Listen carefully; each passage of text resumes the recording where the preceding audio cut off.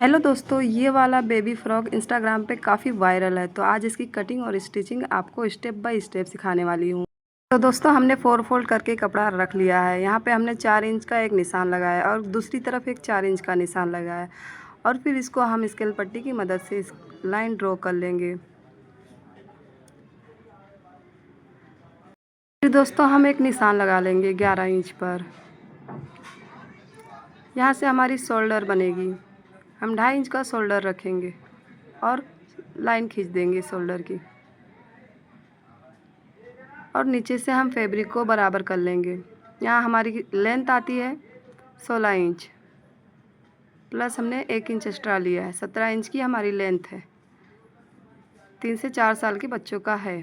तो ये हमने पहले बीच का कपड़ा कट कर लिया है, फिर हमने आर्म होल को भी कट कर लिया है इस तरह से। फिर बीच में एक कट लगाकर इस कपड़े को ओपन कर लिया है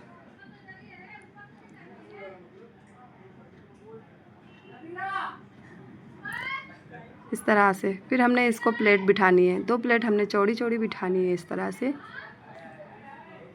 बीच में हमारी 2.5 इंच की, 2 से 2.5 इंच हमको एक तरफ का चाहिए और 2 से 2.5 इंच का एक तरफ का चाहिए।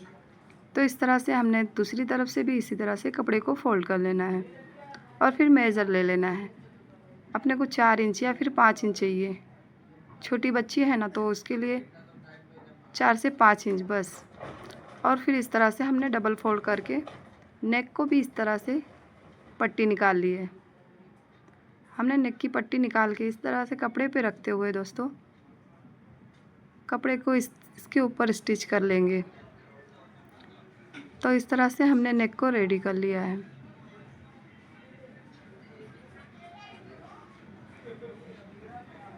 अब हम इसको, जो हमारा टॉप है, उसके ऊपर हम इसके ऊपर रखते हुए सिलाई लगा लेंगे। तो ये हमने फ्रंट का सिलाई लगा के रेडी कर लिया है। बैक का हमने सिंगल ही सिलाई लगाया है क्योंकि हमने इसको शोल्डर को अटैच करना है। तो इस तरह से पीछे पलटते हुए हम शोल्डर को अटैच कर लेंगे। तो ये हमारा शोल्डर अटैच हो चुका है। अब हम इस पर एक सिलाई लगा के इसको रेडी कर लेंगे। तो हमने सिलाई भी लगा के इसको रेडी कर लिया है। अब हम इसकी आस्तीन की कटिंग करेंगे। तो ये आस्तीन लिया है हमने, यहाँ पे 4 फोल्ड करके रख लिया है। 11 इंच हमारी लंबाई है और इसकी चौड़ाई 4 इंच है। तो हमारी चुन्नट वाली आस्तीन रहेगी।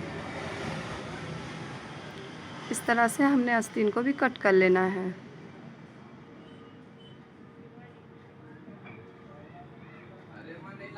और फिर हमने शोल्डर में इस तरह से चुन्नट बिठाते हुए आस्तीन को भी रेडी कर लेना है।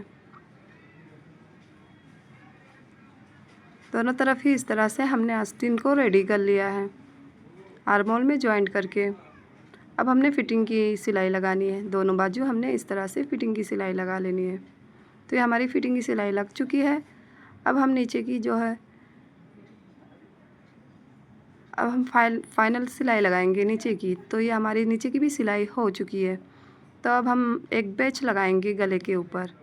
इस तरह से आपके पास जो भी बैच है, इस तरह से इसके ऊपर बिठाते हुए लगा देंगे। तो फ्रेंड्स, मेरी वीडियो कैसी लगी कमेंट करके ज़रूर बताएं, और पसंद आए तो चैनल को लाइक और सब्सक्राइब करें।